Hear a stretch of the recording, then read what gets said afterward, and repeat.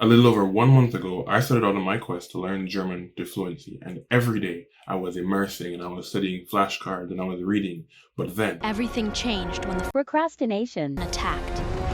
now, see, I haven't stopped practicing German, things have just slowed down. I think by now I know around 500 words or so, and I can recognize a lot of the common phrases. But as a man of efficiency, I see that there's room in which I can optimize my system. And that's why in this video, we're going to try and figure out how we can integrate learning languages more into our day-to-day lives.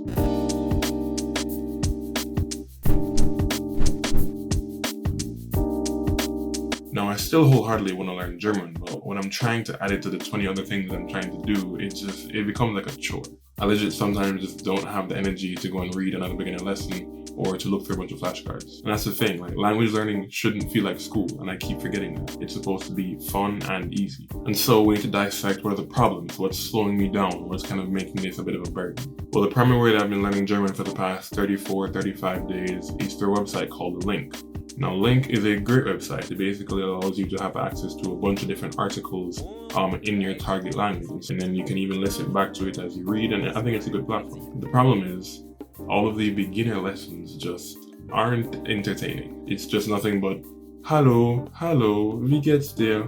And you know, it just gets old. Now, I have tried a couple slightly more advanced articles, but at the end of the day, I honestly think Link is strongest when you're importing your own content into the application, because most of the stuff that they have just in-app or on the site just really isn't entertaining to me. Now, as I said in my last German video, which you can go watch right up there, I'm using the refold method to learn languages. And so in the first phase, all you want to focus on is just immersing and building up vocabulary. Immersing is essentially just listening and reading and watching content in the language that you want to learn. And the site that I've used the second most, and honestly my favorite for learning languages, is just YouTube. That's pretty much how I learn the majority of my French. YouTube is great because there's this huge variety of content, and it's meant to be entertaining because, I mean, it's YouTube. If it's not entertaining, then it's not going to get any views and you're not going to find it. Dang, what entertaining.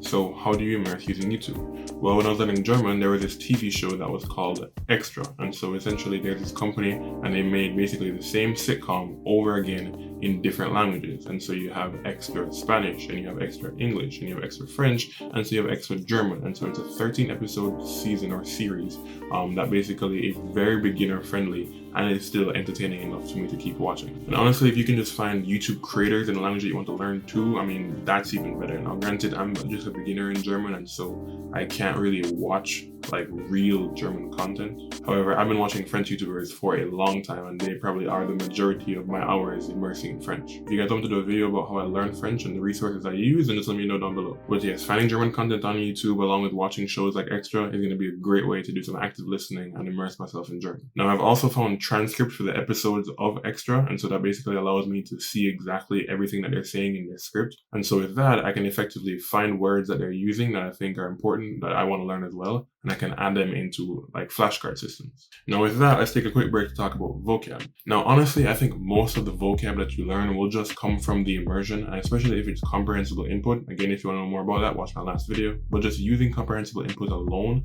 you're going to get a lot of vocabulary out of the way. Now, the way that you learn more vocabulary, or that you hold on to the vocabulary that you've been building, is by using things like flashcard systems. Now, the best one and sort of the standard for the entire language learning community right now is Anki. Now, I would have also recommended Quizlet. However, quick story time, I think last year I basically paid for a full year subscription with Quizlet because they also offered a spaced repetition system like you can find in Anki. And the thing is, 2 months into my subscription, they removed the feature. So Quizlet, y'all suck for that. I'm sorry, but I'm not going to defend you there. Now, other ways that you can help supplement or build your vocabulary is by using apps. So you have your Duolingo and you have your Babbel and your Memrise. And I mean, they're great for doing that and only that. Supplementing vocabulary. You can never get fluent off of one of those apps, I'm sorry. Right now, I'm using an app called Drops, which I think is a pretty aesthetically pleasing, simple, short 5-minute per day app that allows me to just add on to my overall German vocabulary. Now, as it relates to Anki, the reason why I used Quizlet in its place for a time was because I just didn't like the way it looked, just over functionality or its appearance. And so what I'm going to do is, since Quizlet is some trash, I'm going to go online, I'm going to find some modifications or extensions that I can add onto the Anki software to make it, more appealing to use. And so let's go ahead and do that right now. Okay, so this is a very basic, bare bones version of Anki. If you can see here, there's not much happening and it looks really bland and boring. And so I'm going to try and spice things up, and so I'll be right back. Okay, I'm back, and so far this is what I've been able to do. It's still a work in progress, but as you see, I've added a background, I've added a little heat map down here. But yeah, I'm still working on it. I gotta, fine tune a couple more things, but I think for right now, this can get by. Okay, but yeah, now let's get back to immersion / active listening. Now, active listening, again, according to the Refill method, is the most important and fundamental and necessary part to learning a language. And so the more fun that I can make that, the more seamless that I can make that part of my life, the better and faster I can learn German. And so since I already spend 3 to 4 hours a day just watching YouTube videos, if I can make half of those or more German, that's a ton of immersion every single day. On top of that, I can go looking for German movies and shows like on Netflix, or I can go find podcasts on Spotify. Now, if you're considering using Netflix to learn a foreign language like I'm going to, there's this extension that I heard of that I think is pretty cool. I'm going to try and add it and show it to you guys and see what it's all about.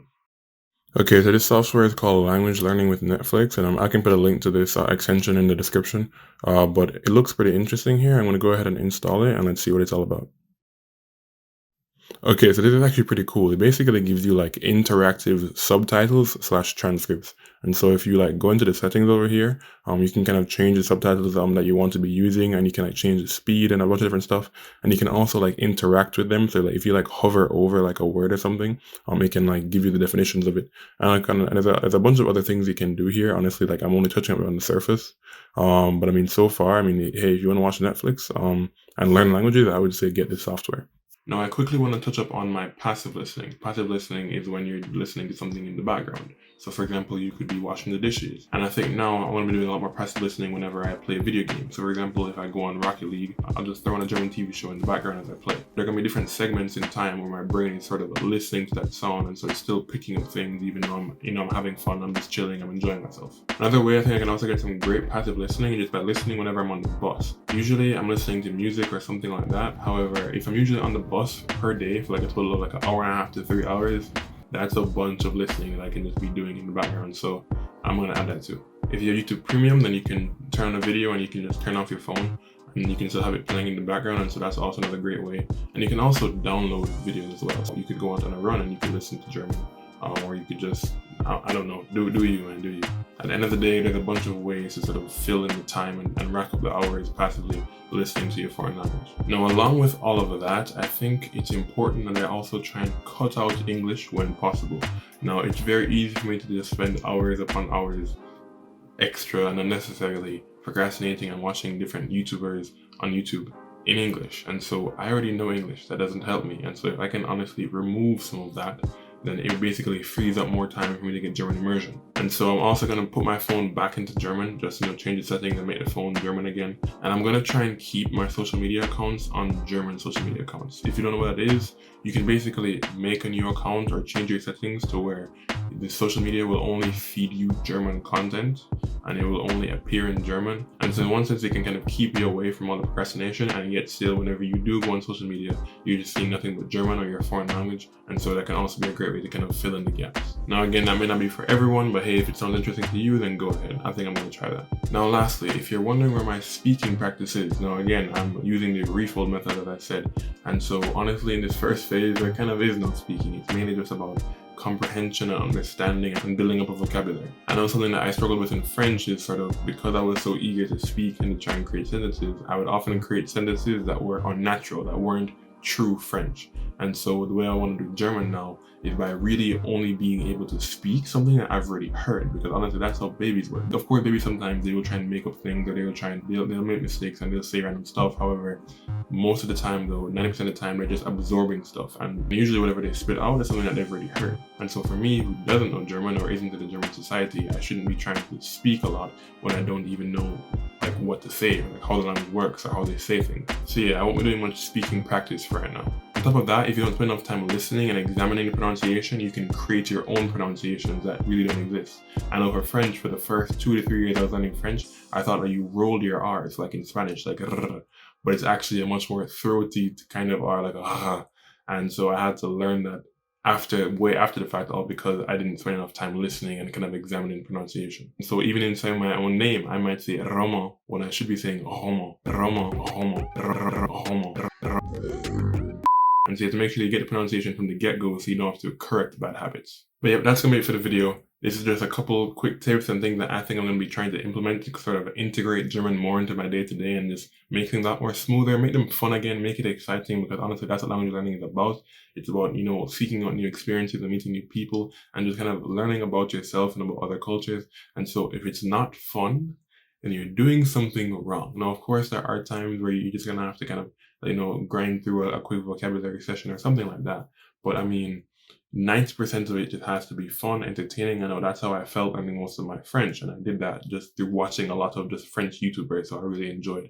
And so that's what kept me coming back. That's what kept me coming back for more. And essentially, that's eventually how I became fluent in French, or fluent-ish. I mean, people can debate, but I've been told by French people that my French sounds native. So you know what? That's good enough for me.